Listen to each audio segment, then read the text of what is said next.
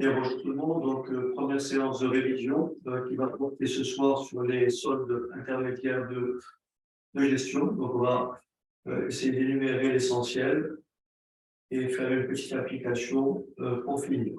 OK?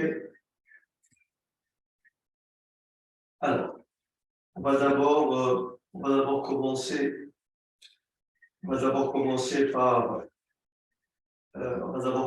par la. Alors, je retrouve mon stylo.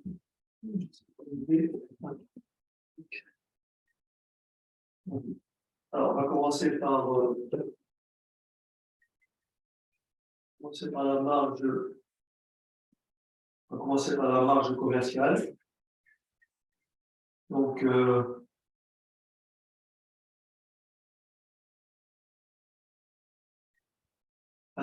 marge commerciale.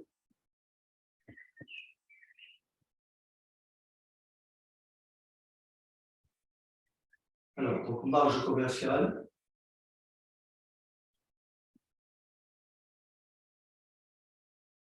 C'est le premier solde intermédiaire de gestion. C'est bien entendu la vente de marchandises. Vente de marchandises.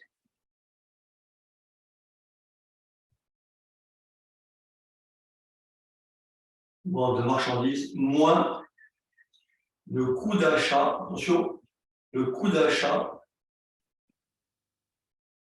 d'achat des matières, des marchandises vendues. Des marchandises vendues.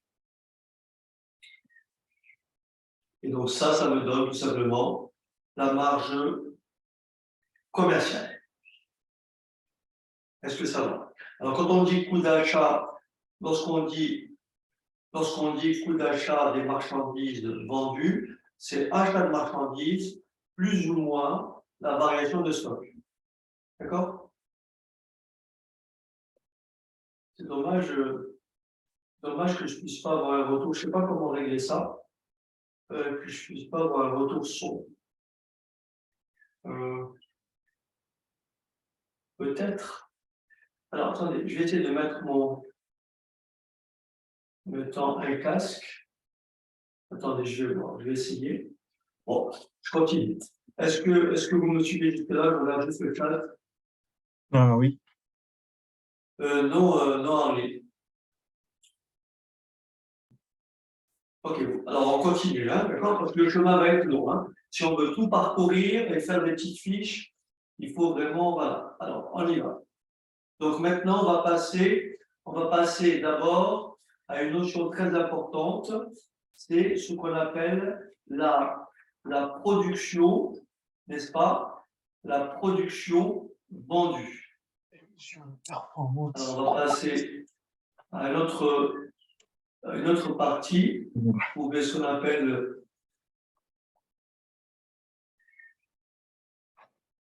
pour déterminer ce qu'on appelle la valeur ajoutée. On va donc d'abord calculer la production de l'exercice. Donc la production de l'exercice, c'est la production vendue, donc c'est le compte 70, plus la production stockée, le compte 71, plus la production immobilisée, 72. La somme des trois me donne la production de l'exercice. Donc la production de l'exercice mesure mieux que la seule production vendue l'activité de l'entreprise, notamment quand la production immobilisée a une importance significative. Donc la production d'exercice, c'est quoi? C'est 70 plus 71 plus 72. Maintenant, on va passer à la valeur ajoutée. Alors, la valeur ajoutée,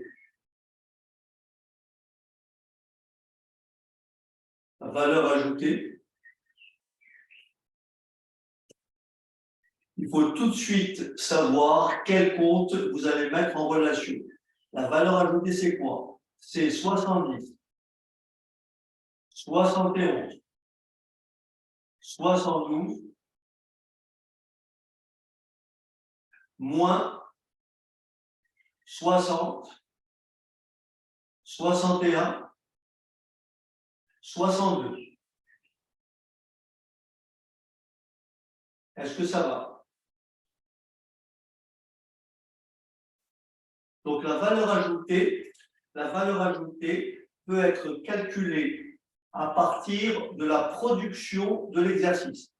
Je répète, la valeur ajoutée peut être calculée à partir de la production de l'exercice, d'accord, directement. Alors, bien sûr, on va donc, si on veut faire un calcul direct, la valeur ajoutée est obtenue en retranchant de la production ou de la marge commerciale les consommations de l'exercice fournies par les tiers, c'est-à-dire les consommations en provenance des tiers. Et la consommation en provenance des tiers comporte quel compte?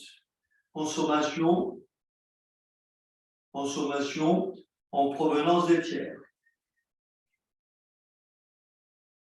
Consommation en provenance des tiers.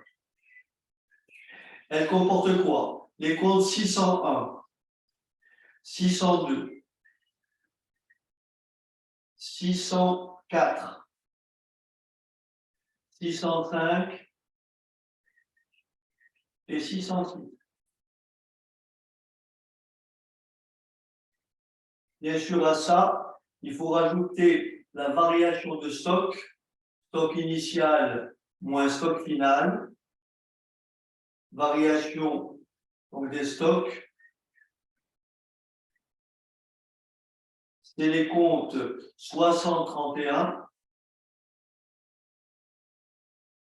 à 60-35.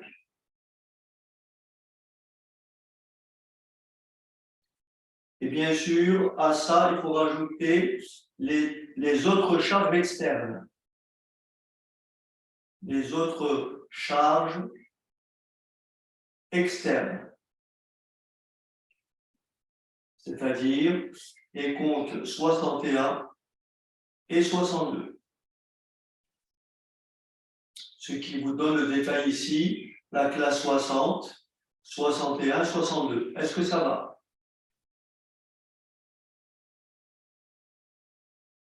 Qui veut dire que, alors je regarde votre chat, est-ce que ça va? Ok. Qui veut dire que lorsque je prends mon premier solde qui est ma marge commerciale, donc je fais marge commerciale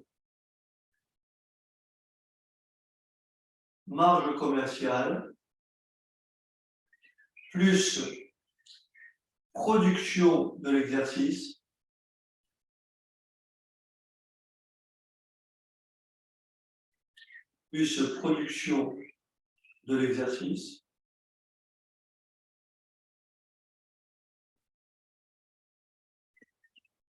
Je fais tout ça moins consommation en provenance des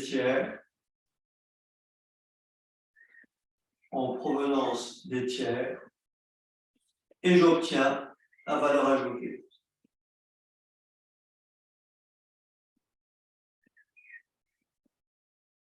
Est-ce que ça va? Donc retenons 70, 71, 72, moins 60, 61, 62.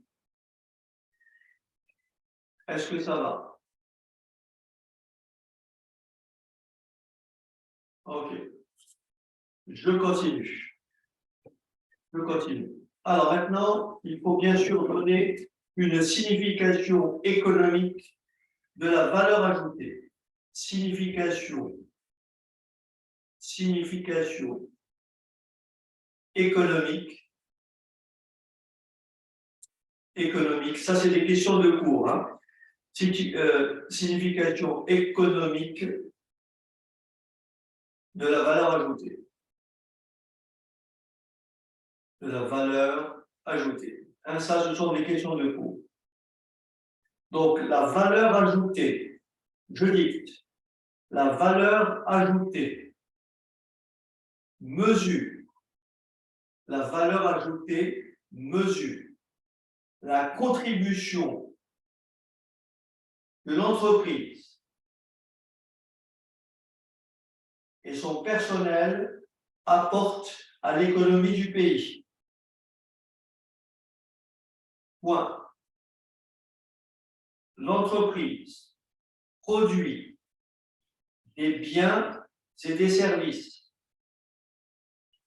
L'entreprise produit des biens et des services, mais elle consomme une partie de la production des autres entreprises. Ce qu'on appelle la consommation pendant des tiers. Seule la différence entre cette production et cette consommation accroît la valeur de la production nationale. Donc, on retiendra que la valeur ajoutée, alors je répète, la valeur ajoutée mesure la contribution. La valeur ajoutée mesure la contribution que l'entreprise et son personnel apportent à l'économie du pays. Point. L'entreprise produit des biens et des services. L'entreprise produit des biens et des services. Mais elle consomme une partie de la production des autres entreprises. Mais elle consomme une partie de la production des autres entreprises. Point. Seule. Alors, la valeur ajoutée mesure la contribution que l'entreprise et son personnel apportent à l'économie du pays.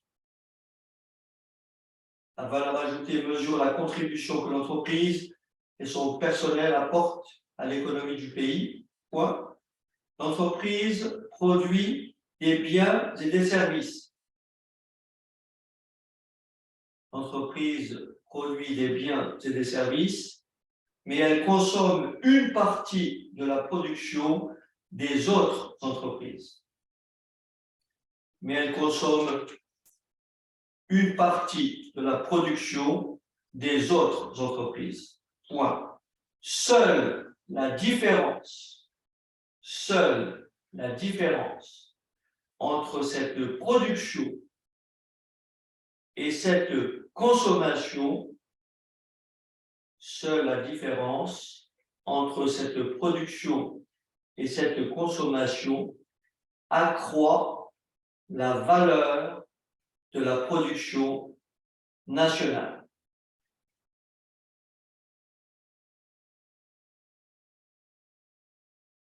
OK? Alors, on peut rajouter ceci. La valeur ajoutée est un bon indicateur du poids économique de l'entreprise.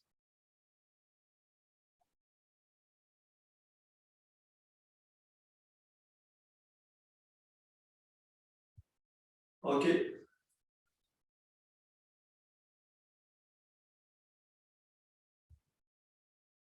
Ça va, tout le monde a compris? Donc, on retiendra,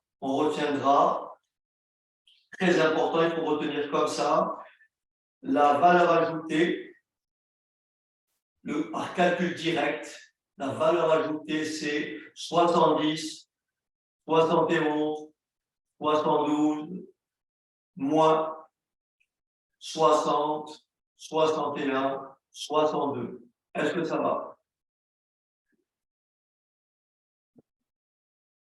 Très bien. On continue. Très bien. On continue. On passe maintenant à un indicateur très important qui est l'excédent brut d'exploitation. Excédent brut d'exploitation. Alors, l'excédent brut d'exploitation, il peut se calculer, on peut le calculer de façon directe ou on peut le calculer en partant à partir de la valeur ajoutée. Alors, si on part de la valeur ajoutée, vous me suivez? EBE à partir de la valeur ajoutée. Donc, on fait EBE égale valeur ajoutée égale valeur ajoutée plus subvention d'exploitation.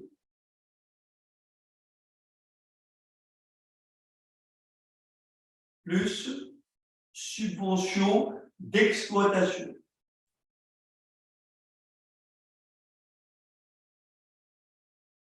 D'accord?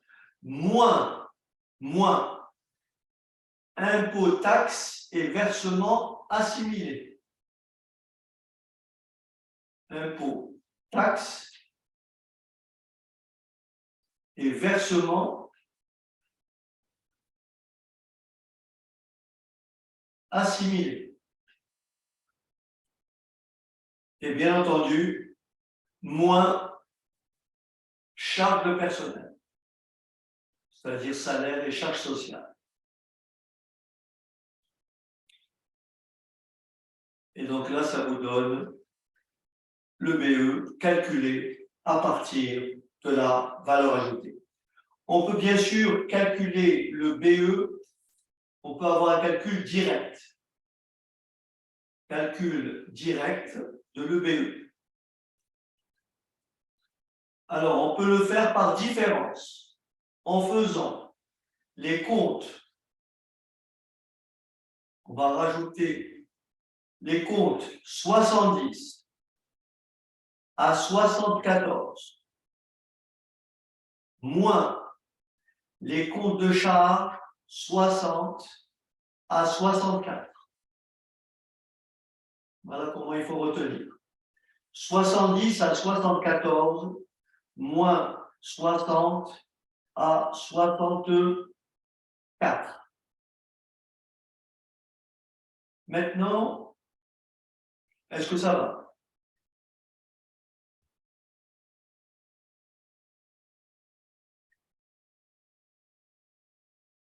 Est-ce que tout le monde me suit? Ça va? Ok, parfait. Alors, je continue. Maintenant, signification économique de l'EBE. Signification économique de l'EBE. Alors, je dicte. Donc, signification économique.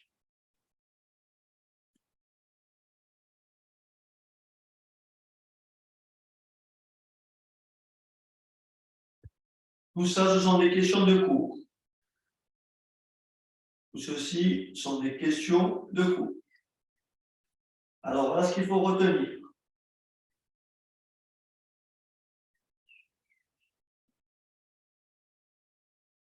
L'excédent brut d'exploitation est une approche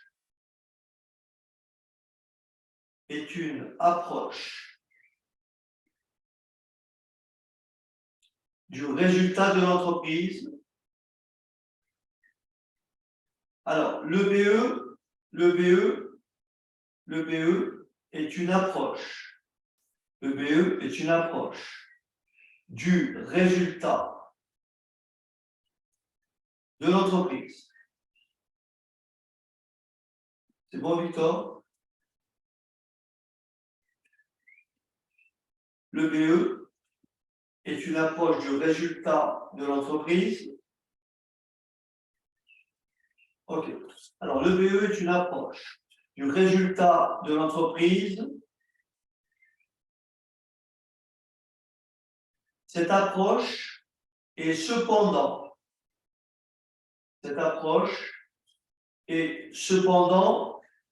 indépendante du système d'amortissement.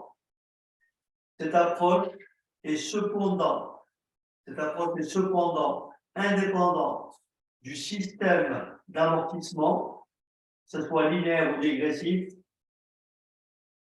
et de la réglementation fiscale relative aux amortissements.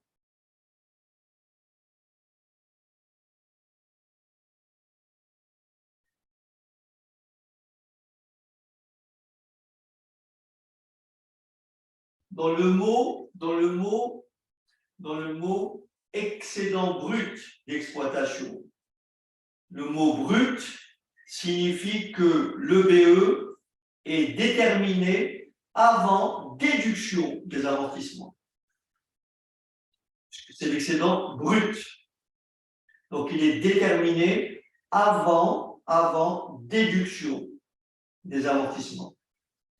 Donc, le BE est indépendant du système d'amortissement. Donc, je répète, le BE est indépendant du système d'amortissement. Il est indépendant du système d'amortissement. Il est indépendant du système d'amortissement. Ensuite, il est indépendant de la manière. Ça c'est très important. Il est indépendant de la manière dont l'entreprise est financée. Dont l'entreprise est financée. Le BE donc est indépendant de la manière dont l'entreprise est financée. D'accord? Entre parenthèses, par capitaux propres. Par capitaux propres.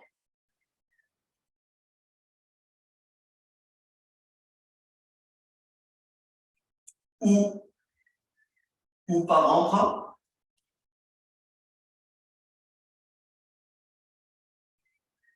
Et ça veut dire que le BE est indépendant de la manière dont l'entreprise est financée. Puisque le BE, normalement, quand il est déterminé, n'est-ce pas, le BE est déterminé avant, il faut bien retenir ça, le BE est déterminé avant, le BE est déterminé, le BE est déterminé avant déduction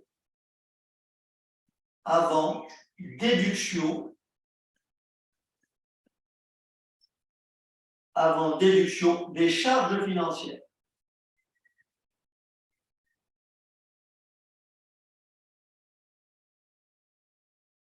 D'accord? Et enfin, il est indépendant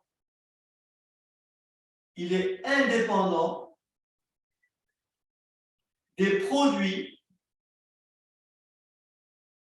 et charges exceptionnelles. Est-ce que ça va?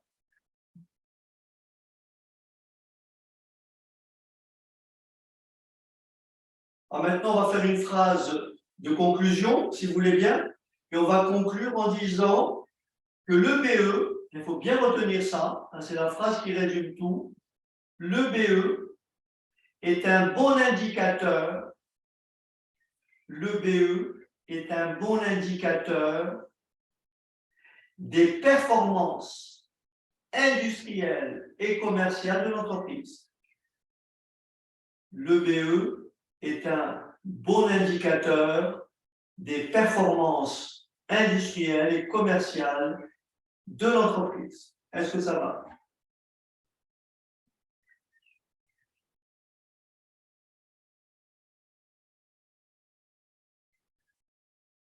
Donc, on résume. Ah oui. Donc, finalement, le BE, Salima, le BE est un bon indicateur des performances industrielles et commerciales de l'entreprise. Est-ce que ça va? Le BE est un bon indicateur de performance ou des performances industrielles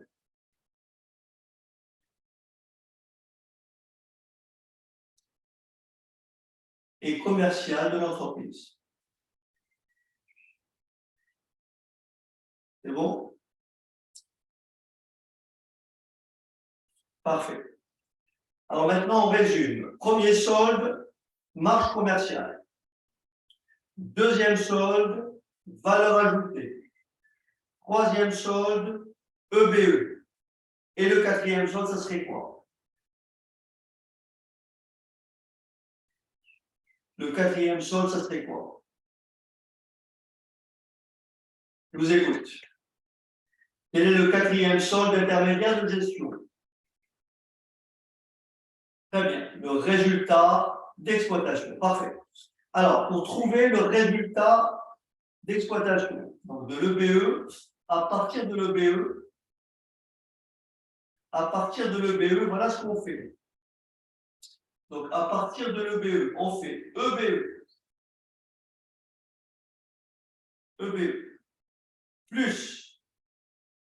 plus autres produits de gestion courante. Autres produits de gestion courante.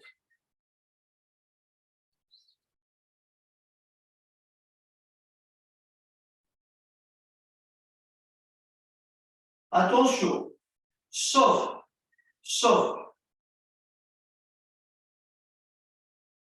75, pardon, c'est le contraire. Alors, compte 75, sauf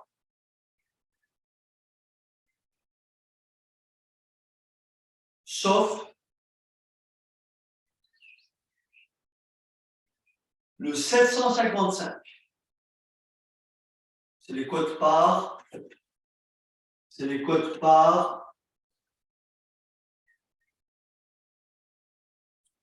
de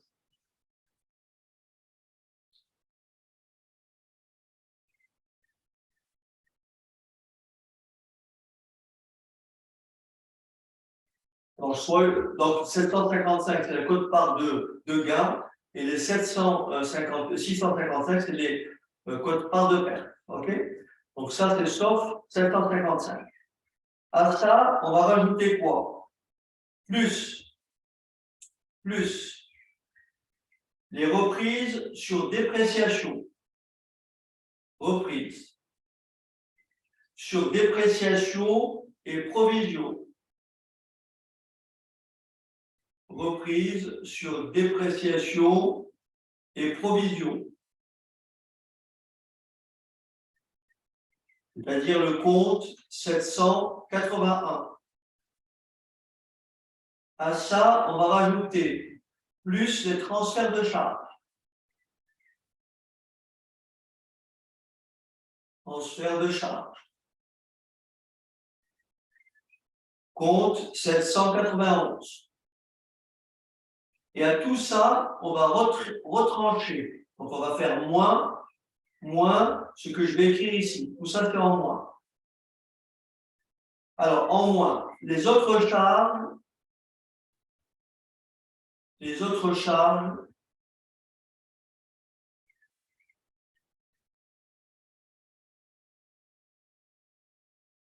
de gestion courante.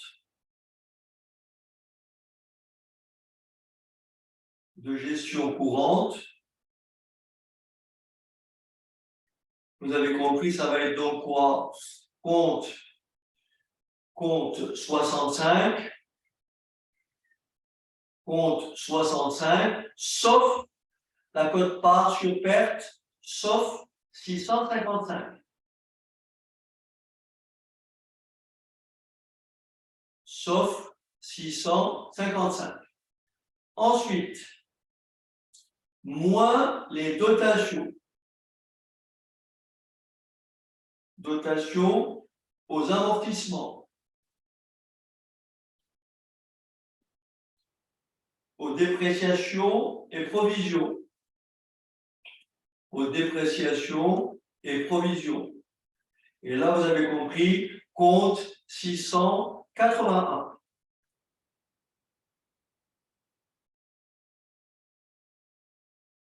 D'accord? Donc, si on résume tout ça, qu'est-ce qu'on a d'un côté ici? On a EBE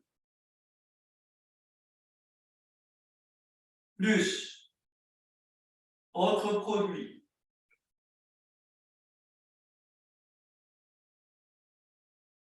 plus reprise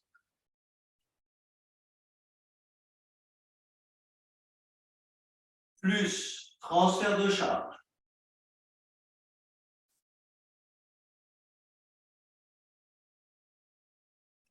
et de l'autre côté, moins autre charge, moins dotation,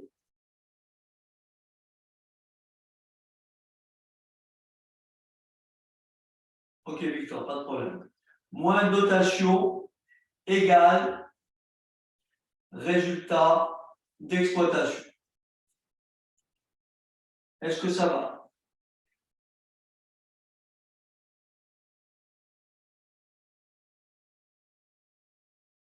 C'est bon? Alors, on peut donc résumer ainsi. Le résultat d'exploitation, il se calcule de la façon suivante. On fait les comptes 70 à 74. On rajoute 75, sauf 755.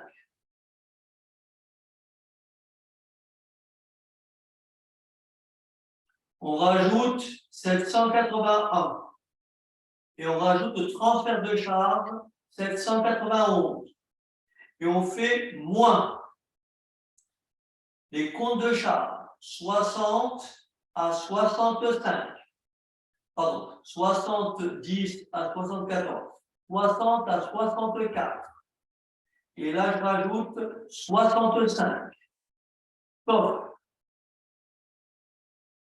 sauf code part sur opération faite en commun, mais quand c'est une perte, 655. Et bien sûr, 680. Voilà le résultat d'exploitation. Est-ce que ça va?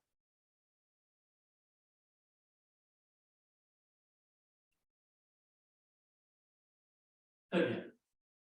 Parfait. On passe maintenant à l'autre solde. On va donc calculer quoi?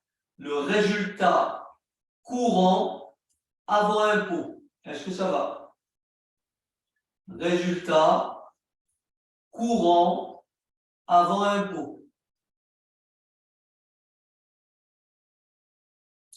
Mais pour ça, pour avoir le résultat, pas de commentaire Manolia en particulier pour le résultat d'exploitation.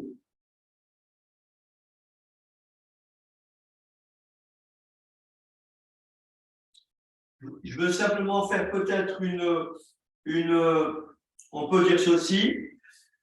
Alors, on peut dire ceci, Manolia. Donc, signification économique du résultat d'exploitation, signification économique. Signification économique du résultat d'exploitation. Le résultat d'exploitation. Le résultat d'exploitation mesure. Le résultat d'exploitation mesure les performances industrielles et commerciales. Le résultat d'exploitation mesure les performances industrielles et commerciales indépendamment de l'importance respective du travail et du capital comme facteur de production. Point. Il est indépendant. Résultat d'exploitation, hein. Il est indépendant de toute politique financière, fiscale, d'investissement et de distribution. Je répète, il est indépendant de toute politique financière, fiscale, d'investissement et de distribution. Est-ce que ça va?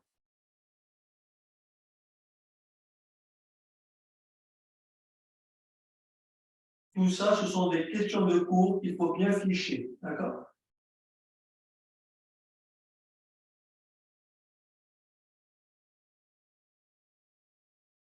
Est-ce que vous avez des questions?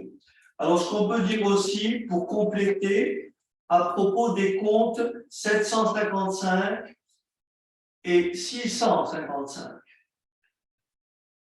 Parce qu'à chaque fois, c'est toujours sauf 755 et sauf 655 pour les charges.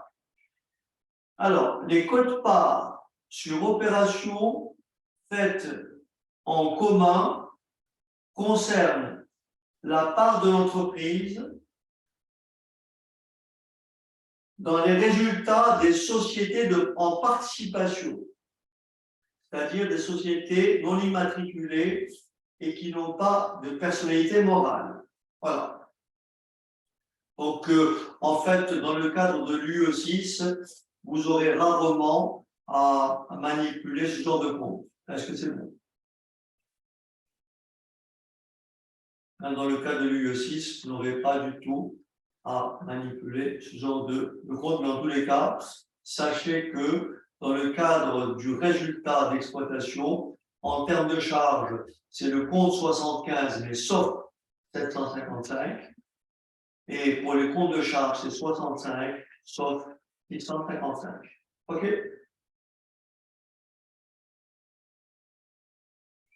Est-ce que ça va?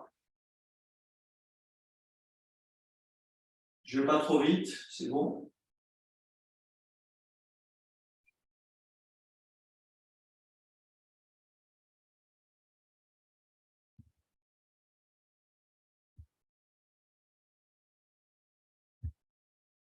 Très bien.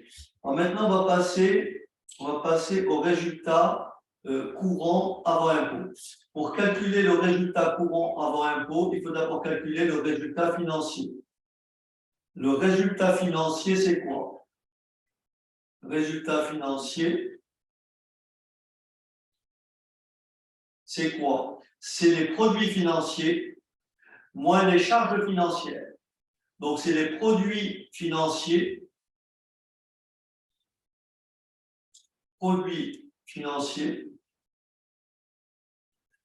c'est les comptes 76, 786 et 796, transfert de charges. Et les charges financières,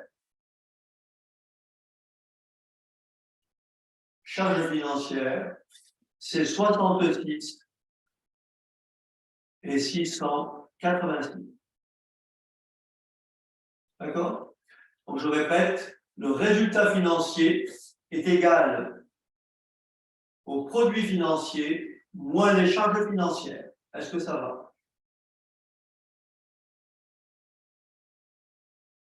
Et donc maintenant, on va pouvoir calculer le résultat courant avant impôt. Alors, le résultat courant avant impôt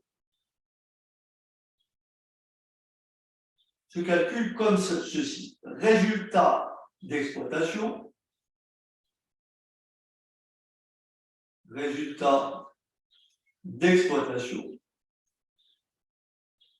on rajoute la quote-part sur opération faite en commun, plus, encore une fois, ça intervient très peu, mais je l'écris, plus quote-part sur opération faite en commun, c'est le fameux compte 755, sur opération faite en commun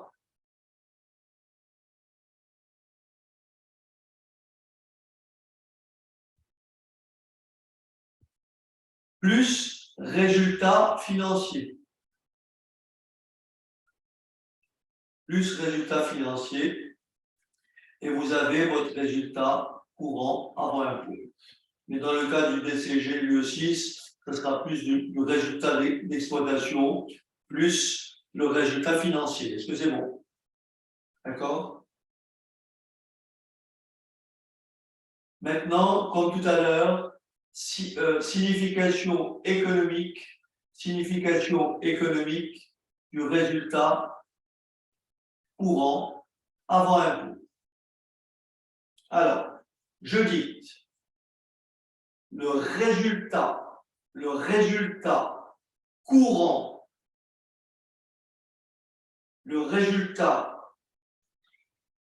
courant, s'oppose au résultat exceptionnel. Le résultat courant s'oppose au résultat exceptionnel. Il résulte des opérations ordinaires d'exploitation et de financement. Il résulte des opérations ordinaires d'exploitation et de financement. Point. Contrairement aux résultats d'exploitation,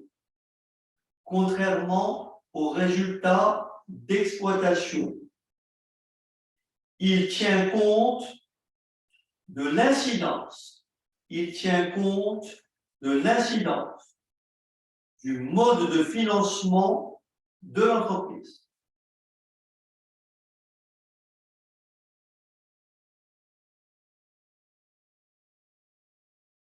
Point. Le résultat avant impôt,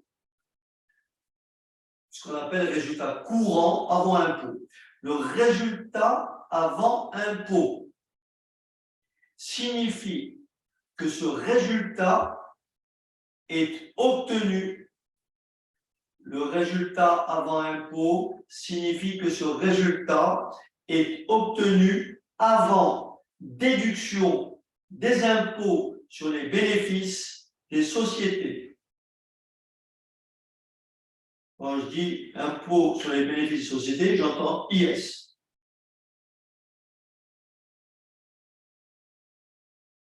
D'accord? Donc là, on vient de trouver le résultat courant avant impôt. Et qu'est-ce que je vais calculer maintenant?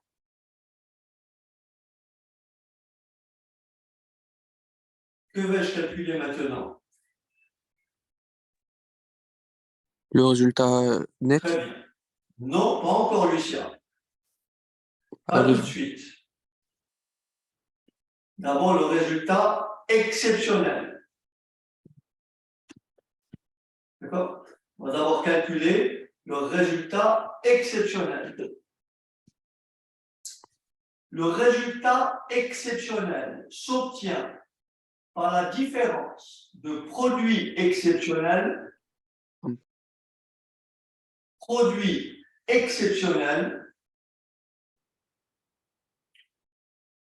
Alors, je les énumère. 77. Ça, c'est une reprise. 787. Ça, c'est un transfert de charge. 797. Moins les charges exceptionnelles. Charges exceptionnelles. C'est-à-dire 67. Et bien sûr, les dotations, 687.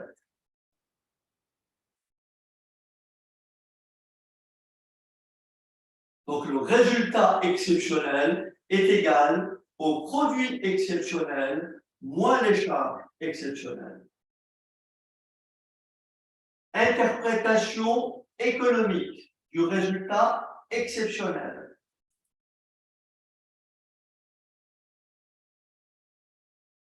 interprétation économique.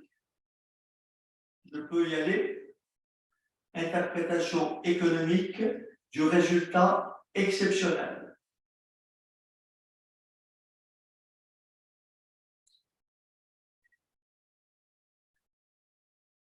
Il est important d'isoler les opérations non récurrentes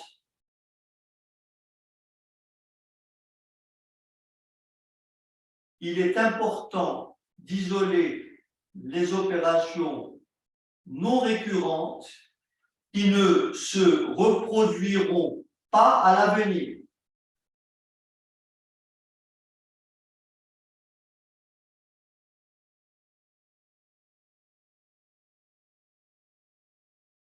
D'accord? Qu'est-ce que c'est une opération non récurrente? C'est une opération qui ne se répète pas régulièrement. Est-ce que c'est bon? Par exemple, payer une pénalité. Payer une pénalité est une opération non récurrente. Est-ce que ça va?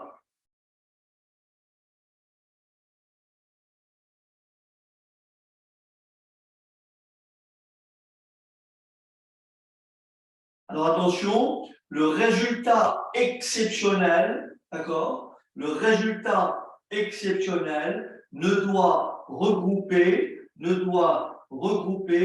que les opérations véritablement extraordinaires, de façon distincte des opérations ordinaires. Est-ce que ça va?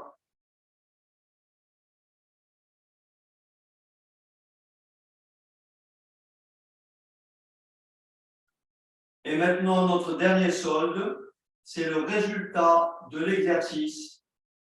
Le résultat de l'exercice est égal à quoi? Le résultat de l'exercice, c'est tout simplement le résultat de l'exercice, c'est tout simplement, ou le résultat net, c'est tout simplement le résultat courant avant impôt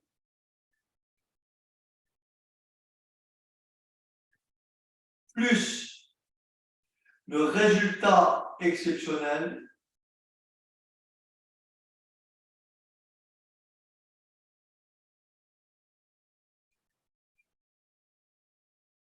plus le résultat exceptionnel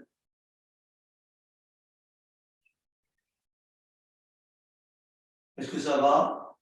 Moins la participation des salariés, moins la participation des salariés, moins l'impôt sur les bénéfices,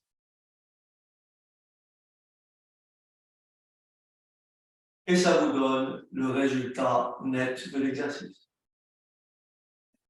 OK?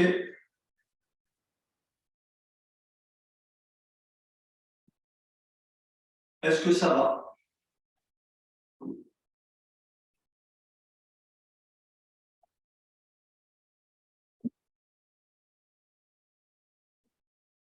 Je n'ai pas été trop vite, c'est bon?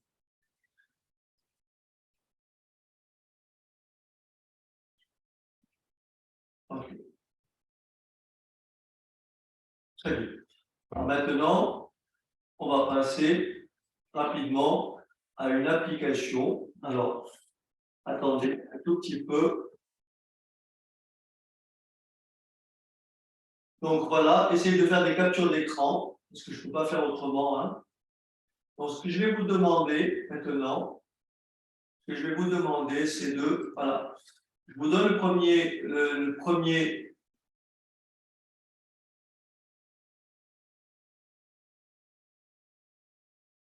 Là, vous avez une balance, d'accord? Est-ce que c'est bon?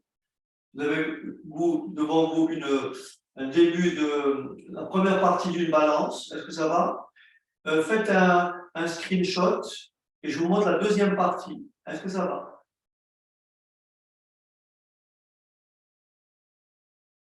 Ça, c'est la première partie. C'est bon, vous l'avez prise? Et là, d'ailleurs, je reprends à partir de là pour que vous voyez.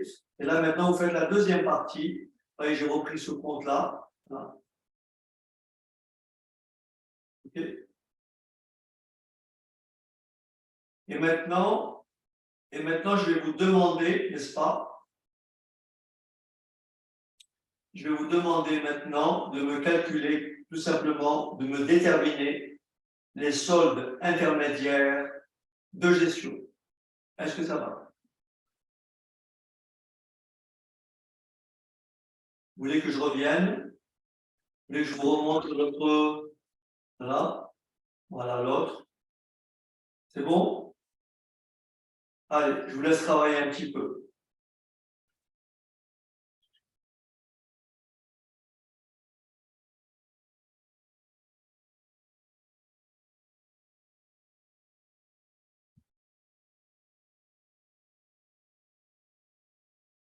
On dirait qu'il me manque une première partie.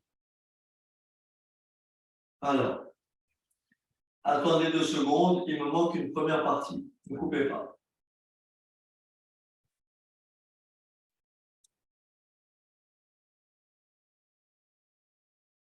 Donc, je répète.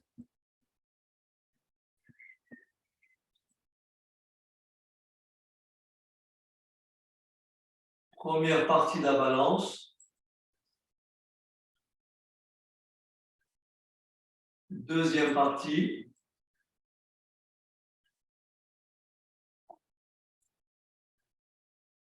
Troisième partie. Et quatrième partie. D'accord? Allez, assez rapidement. Trouvez-moi tous les soldes intermédiaires de gestion. C'est bon, je peux vous laisser?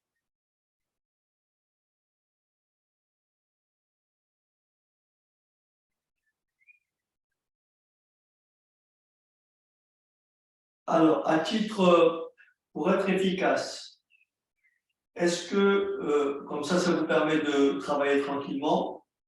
Vous m'entendez, c'est bon?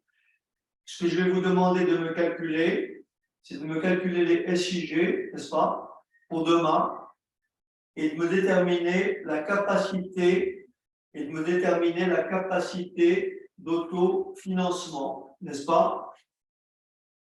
Est-ce que ça va? Vous m'avez compris?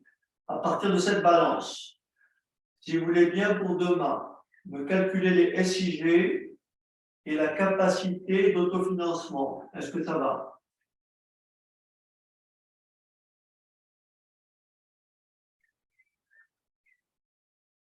Alors, très rapidement, je vais vous définir comment on calcule la CAF. La CAF calculée de 2 façons. Demain à 20h, le même lien, d'accord? Demain à 20h, vous avez le même lien, ok?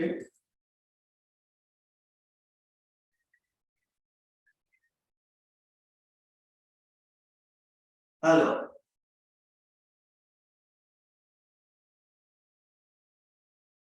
calcul, n'est-ce pas? Calcul de la CAF par 2 méthodes. La méthode soustractive et la méthode additive, d'accord? La méthode soustractive et la méthode additive. La méthode la plus rapide, c'est la méthode additive. Est-ce que c'est bon? La méthode additive, pour calculer la CAF, méthode additive, c'est résultat net, au calcul de la CAF. Résultat net,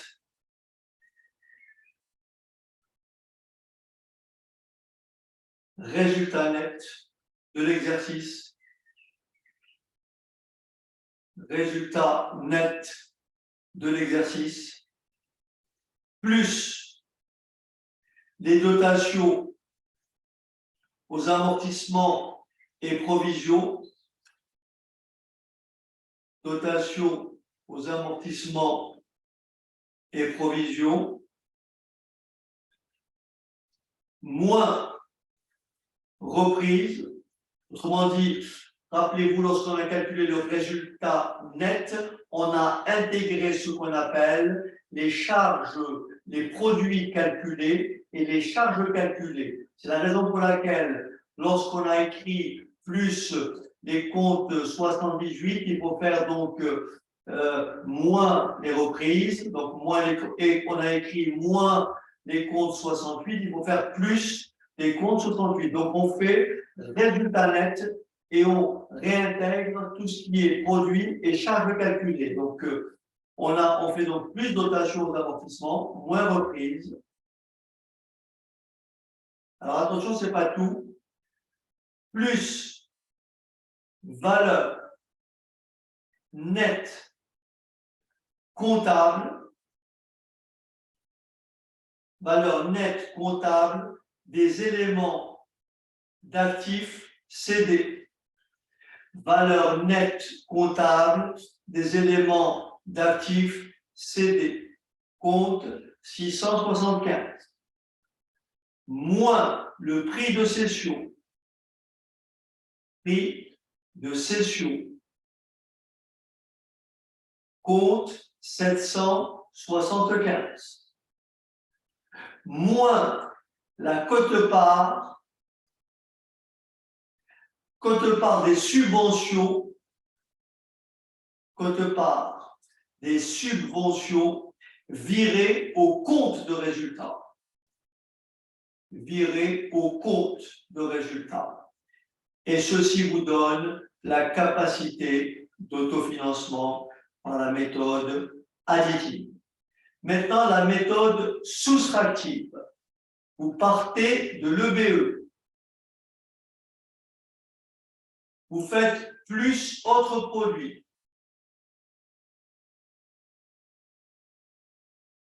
Plus autres produits.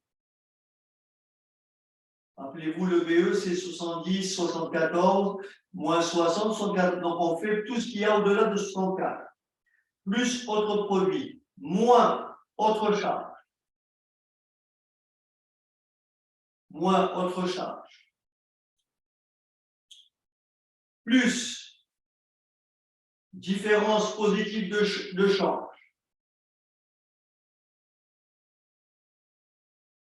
Plus différence positive de change.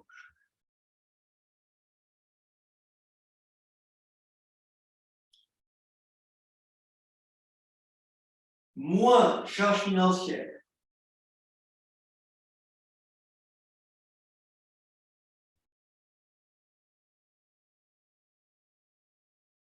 En fait, ici, c'est plus produits financiers si vous préférez. Plus produits exceptionnels. Moins charges exceptionnelles.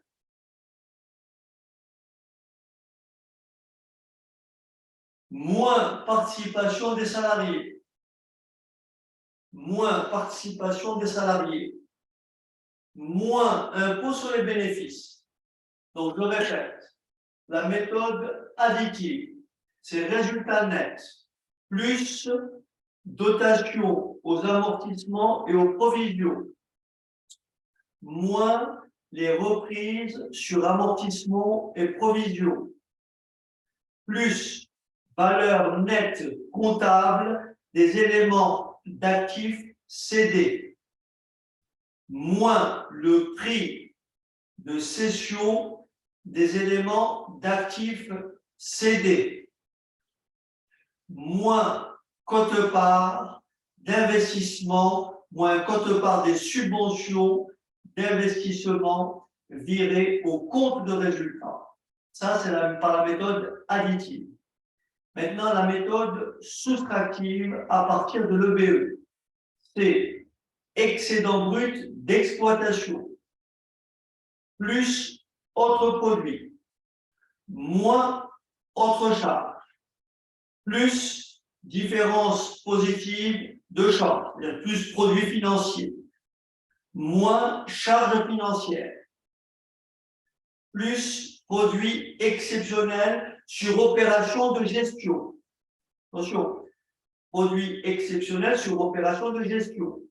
moins charge exceptionnelle sur opération de gestion, moins participation des salariés et moins impôt sur les bénéfices. Et tout ceci vous donnera la capacité d'autofinancement. Voilà. Je vous dis donc à demain, à la même heure, pour la correction de l'exercice qui vous est proposé ce soir, c'est-à-dire calculer les SIG et calculer la CAF. Est-ce que ça va? Voilà. Je vous dis bonne soirée et à demain.